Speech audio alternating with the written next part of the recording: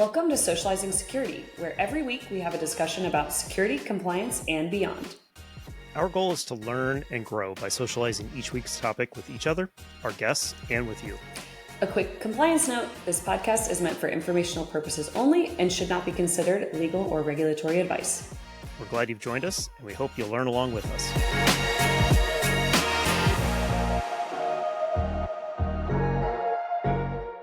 Hello, everybody. Welcome back to another episode of Socializing Security. I am excited to be here to chat another topic with you, Milou, and for the benefit of everybody that subscribes and listens to us. So how have you been, Milou? Yeah, pretty good.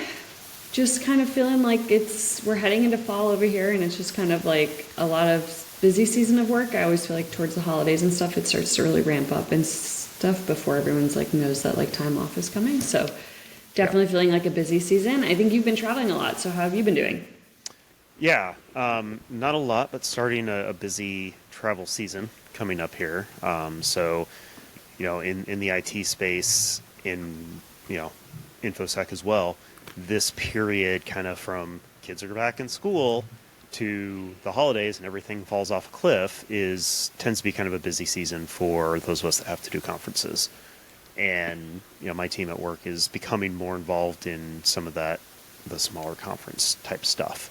So getting out to actually talk to real people doing hands-on work with the technologies that I help to market is a great opportunity for us to kind of hear what people have to say and what questions they ask helps me to develop better content and better messaging for our field to use. So yeah, definitely been a little bit overwhelmed at work as well myself.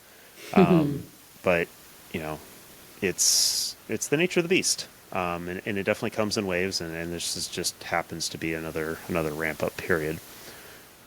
But that time spent at conferences lately is kind of what's driving us this week. So for those of you who have known me before the podcast, probably know me because of a lot of the community type of work that I do around conferences and online, doing things like podcasts and whatnot. But going to conferences is always a great opportunity because you see a lot of people. And for those of us that do go regularly to the same conference or within the same space, you run into the same people over and over again. And I had that experience in the VMware space specifically, around VMworld, which is now VMware Explore. And as you get involved in those places, you do other things like blogging, podcasts. Some people do the newsletter type thing. There's a lot of different ways to communicate your knowledge, and connecting with other people that do the same, or people who learn from you, connecting with you to ask further questions or whatever it might be, helps to build community. It helps to build connections. And having those connections come together, to me, has been one of the joys of working in this industry, because while we may all work at different companies, we may be doing different verticals, we may have different responsibilities, we may actually be competitors at some level, we all deal with a lot of the same problems, and we all have to solve these problems. And being able to learn from one another, to me, has always been one of the greatest things about having this, this interconnectedness that the internet gives us. Mm-hmm. This ability to go to different conferences and see these people, interact with them, learn who they are. I now see it reflected, even outside of tech in different circles that I, are much more localized around here. Sometimes there are people that are in tech. Sometimes there are a bunch of people that don't know how to use a computer. And, it helps to exercise my brain because I'm having to think differently. I'm having to talk about different things. So, one of those groups is I've been big into kind of community development and public safety type stuff for the town that I live in. And it's a very different space where technology just really doesn't play nearly as big a role, which is honestly part of the attraction, because sometimes you gotta step away from the computer. But having these connections, having this group of people that you can help support, that can help support you, and that you have interactions with on a regular basis, to me is huge. And it is one of those things that I love. So I said, hey, let's talk about community because it is forefront of my mind right now. Yeah, and I think especially with a lot of us working from home, like after the pandemic and really leaning into that. I know you've been working from home for a while before the pandemic, but if we think about the community aspect of it, it can be really hard when you work remotely, especially if you're more on like an individual contributor, or you're not really as involved in like cross collaboration within the company. It can actually be really great when you do get out because you do make friends outside of work and they're still related to your field. So it's can also be an opportunity that you can bounce ideas off of team members of being like, hey, like I've been thinking about this, what do you think? And getting their perspective can be really helpful. I know I've been to a couple privacy and compliance conferences and those are like friends now. I check in with them like once a quarter at least and we send emails or we have, like a coffee chat sometimes.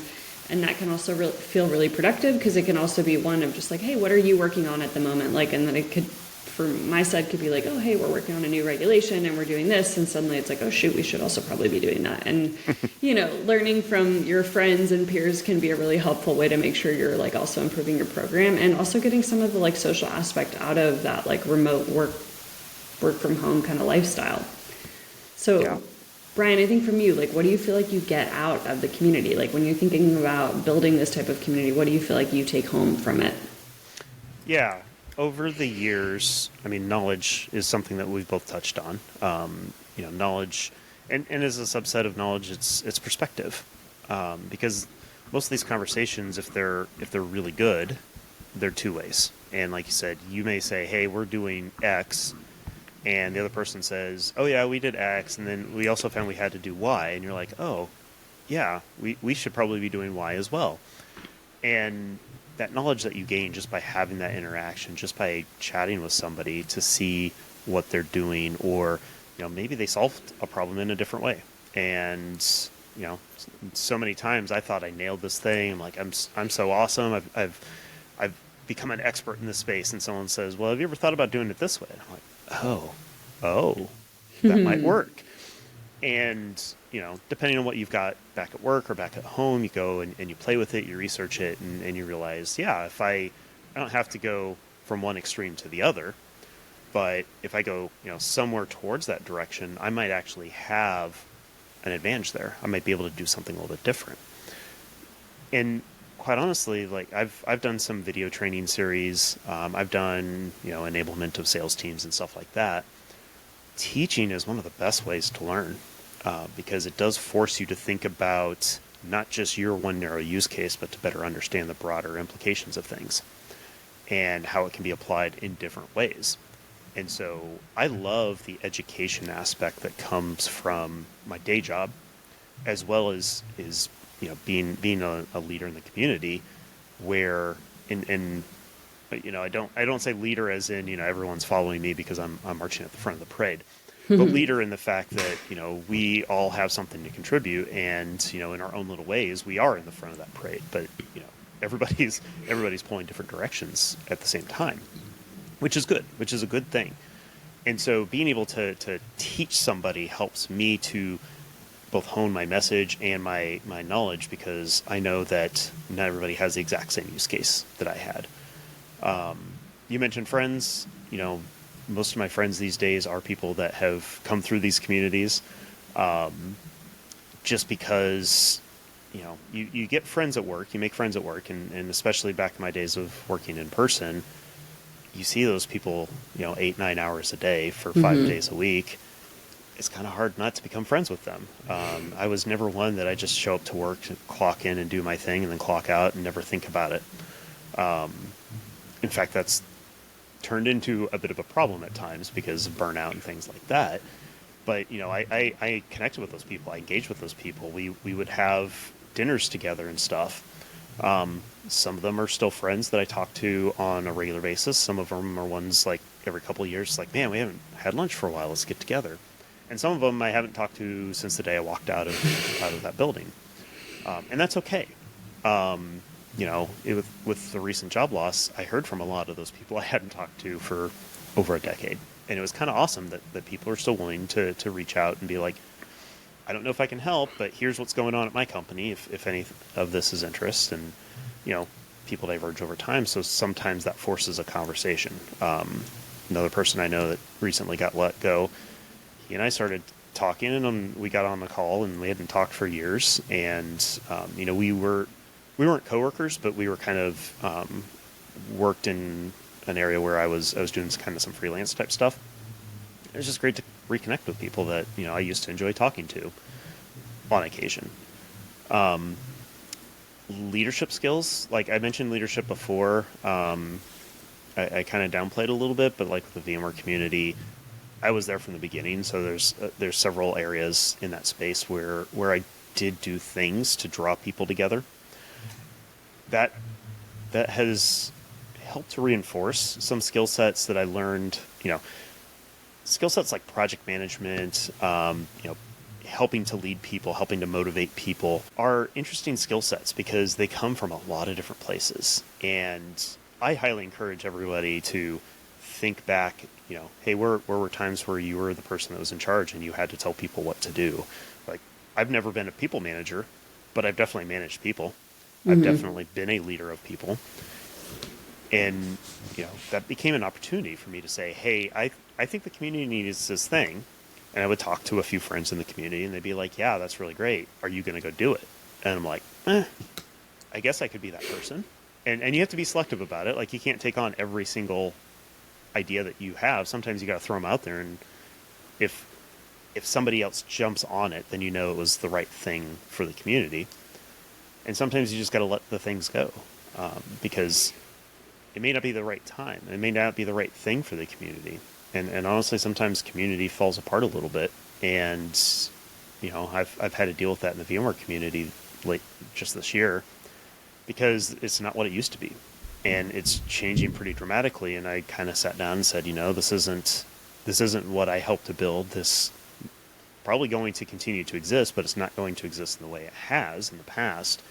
And I need to be okay with that and potentially move on to other places. Yeah, and ultimately it's fun. Like, I've enjoyed it. I mean, the VMware community has been 20 years of a lot of fun, a lot of friends, a lot of people that I may never talk to again if I don't go back to that conference, as I focus more on like security type stuff and going to those conferences. A lot of people that, quite frankly, have literally slept in my house. We've become that close of friends. So, it's the whole spectrum of things, just like any other group of people that you get involved with that, the only people that really are involved in your life throughout your entire life are family. And so people come and go. Yeah. No, so, I mean, it's good to hear kind of like the background of like what it is you're really like getting out of community. I think everyone can relate to that, right? Of being like, hey, like I'm learning from my peers. I'm making friends. I'm thinking about work things in a different perspective. I think exactly as you had said, like context and perspective is really important. And sometimes we're so set in the way that our team is doing something that it can be super refreshing and also really powerful to just listen to how another company is doing something or like problem solving in a different way, because it can also just help like reinvigorate your work. It can like help people get more excited about the projects that they're working on and come up with a different thing. Because sometimes, we're working on something for a long time and it can start to feel kind of blah. And so it can be really helpful sometimes to just have some new inspiration and some new like energy come through. And I think community can absolutely help drive that. So obviously you've said like VMware was a really large just like stepping stone for you of building out your community. But I guess kind of what are like some of the instances that people can really start to like meet new people and also kind of build their own community outside of maybe their intermediate teams and actually like outside of their companies? Yeah, and definitely, hopefully it's coming through. I highly encourage people to get involved in a community, and we tend to be a group of introverts, so it can be hard to get involved sometimes. Sometimes just showing up is enough. So my experience, like I mentioned, conferences, whether that's your local InfoSec conference and just showing up on the regular and I'm an introvert. People don't usually believe me when I say that, but I very much am. Sometimes you just have to put on a persona of extrovertedness and start talking to people. When you're in line for something, you're waiting to get into a breakout session, and just turn to the person next to you who's also standing there staring at their phone and be like, hey, what are you interested in this topic? Like, what are you looking for? Do you know the speaker? Those types of questions are not easy for most of us introverts. But sometimes you just need that one person to reach out, and that can start a conversation. And that's literally how I've made friends in the VMware community. You know, the first couple of years I went to VMworld was, you know, a good friend of mine still to this day was like the second or third VMworld. You'd go to the labs and you'd sit down and you'd have a lab partner. And he and I both sat down and we both worked for Blue Cross Blue Shield companies, different states. It's a big franchise. And we got to talking. And here we are almost 20 years later, still talking at least a few times a year.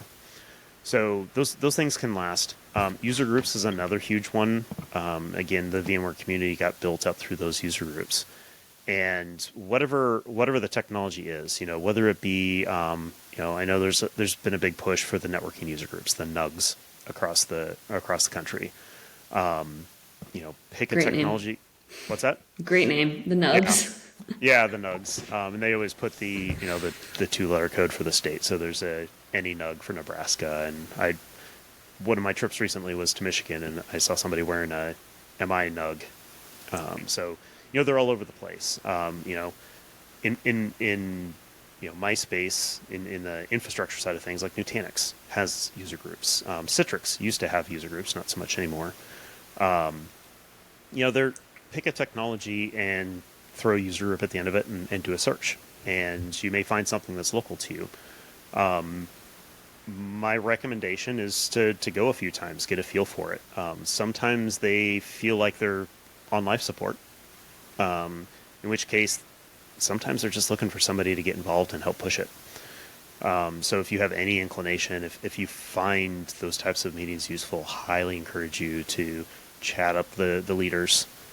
Sometimes they're employees for that company. Sometimes they're completely independent people doing the same thing that you're trying to do. Just try to keep that technology going, trying to make the best of it.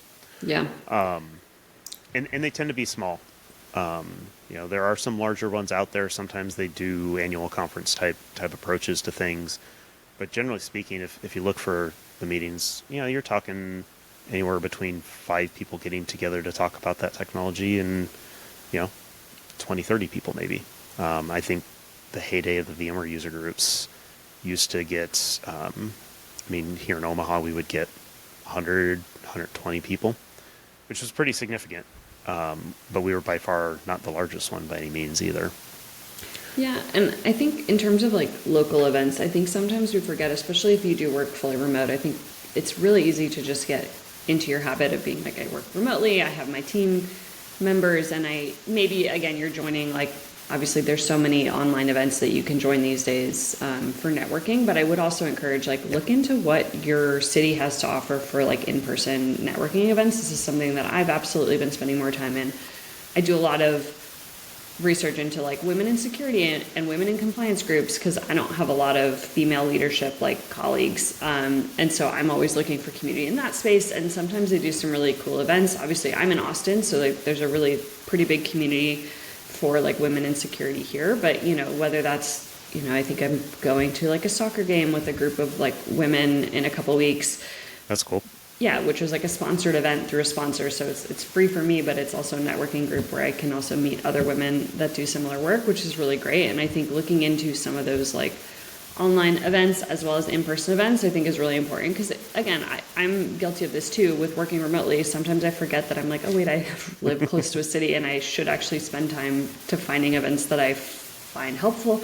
Also, just, again, it can help you build that community. It can also help you expand your network. So, you know, whenever you are looking for your next job, you have more people that, you know, might be willing to help you out, which is important, and vice versa. If you're potentially like building a team, it would be even better if you've already met the person potentially, and, you know, Yep. Yeah, like, I mean, stuff like that. It's really how this community works. So I would also say very much start looking at in-person events wherever you live and seeing if, and try them out, right? Because I've been to some and I've been like, oh, I don't think this is the right one for my time. Yeah, and I used to work for a value-added reseller, so we used to do a lot of lunch and learns. A lot of tech vendors do those as well. You know, again, go to those technologies that you use on a regular basis and say, what are the companies doing? Like, you know, are they doing golf events? Are they doing whiskey tasting events? Sometimes they'll do brewery type events. And while that is going to be more of a sales pitch type approach and not designed for the networking, connecting people together, they are great opportunities because there's always downtime for people to chat amongst themselves. And again, I'm the type of person that would prefer to just sit at the table and look at my phone and wait for the event to start. Make the most of it.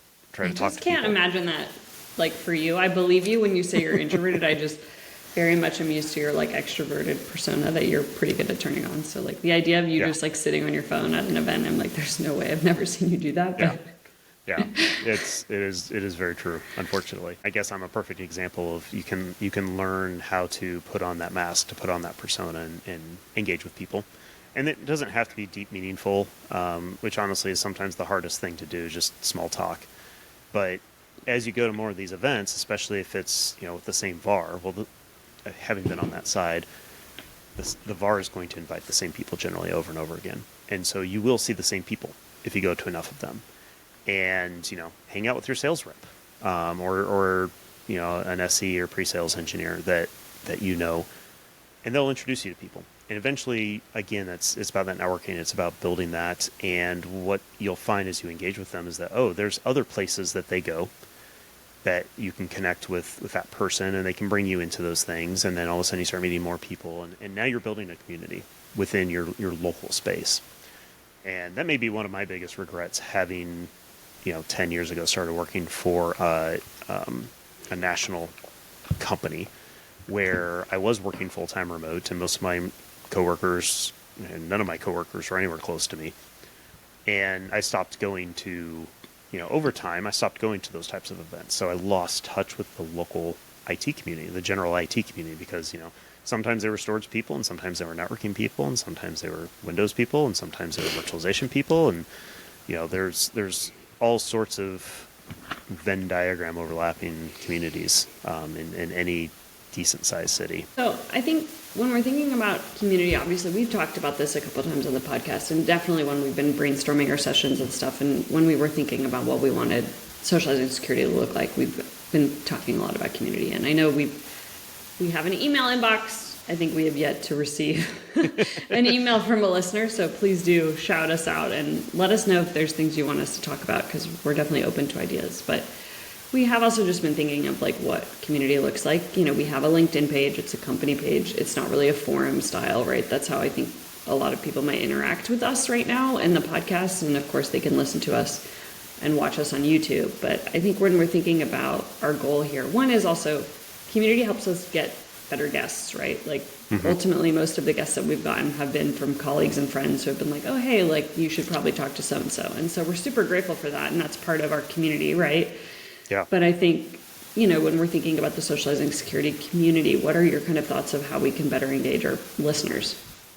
Yeah, that one's definitely tough. Building a community is definitely not easy.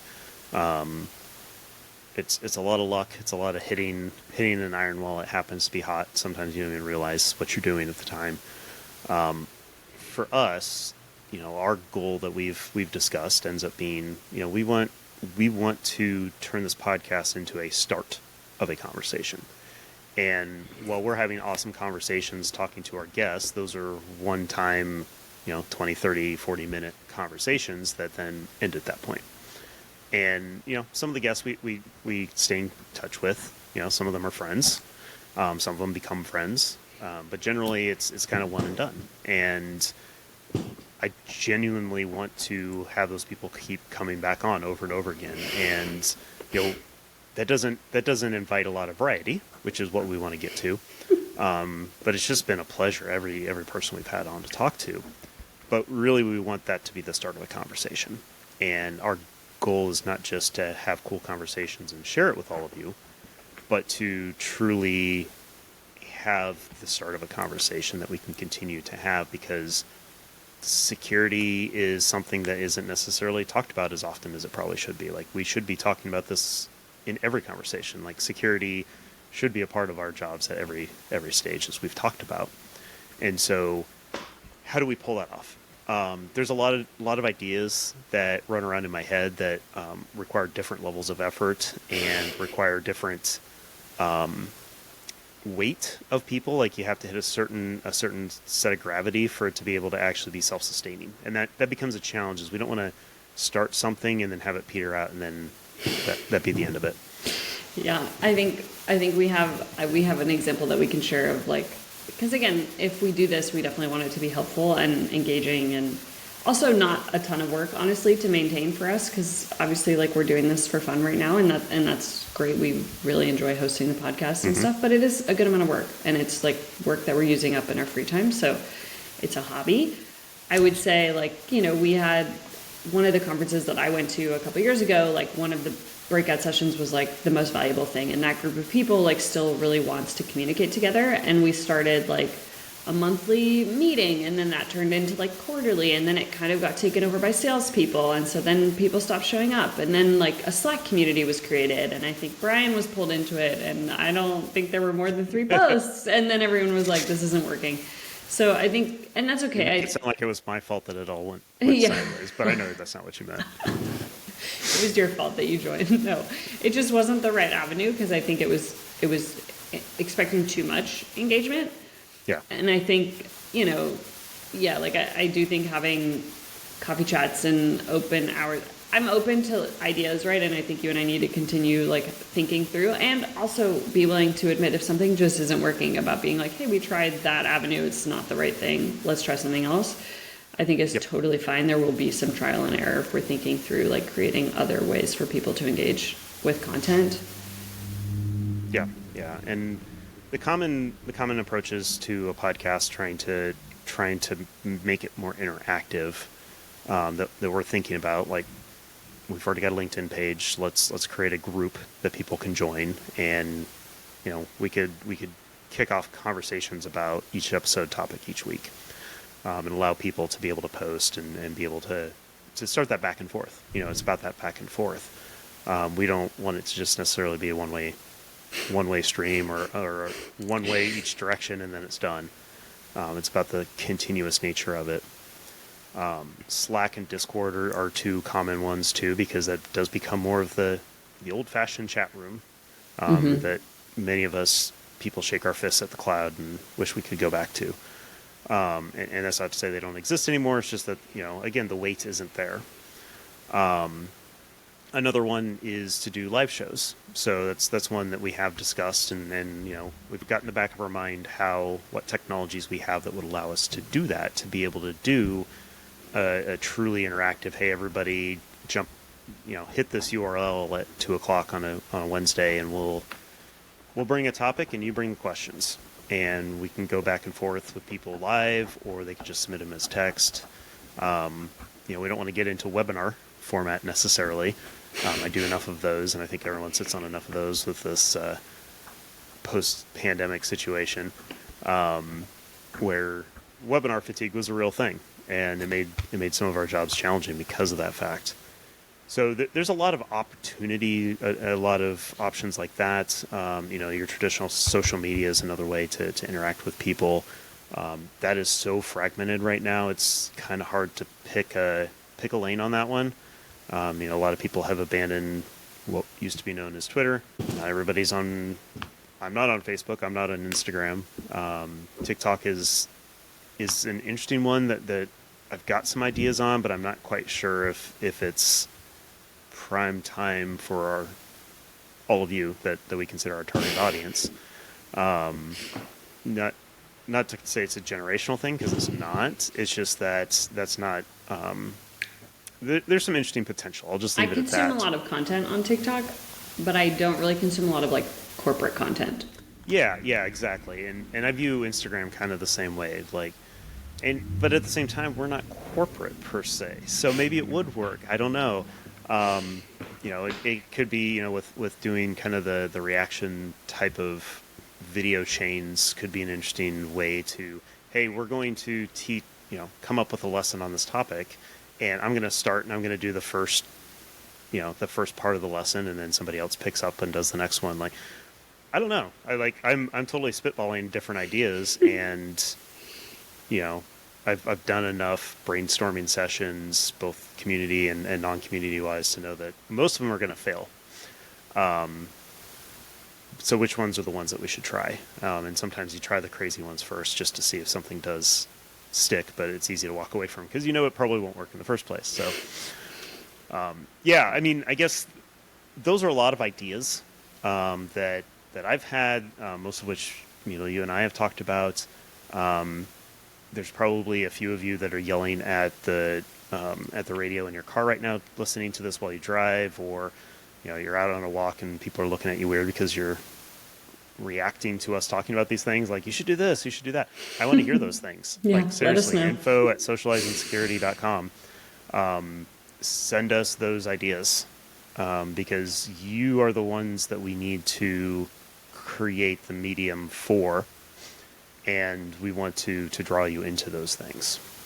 Yeah.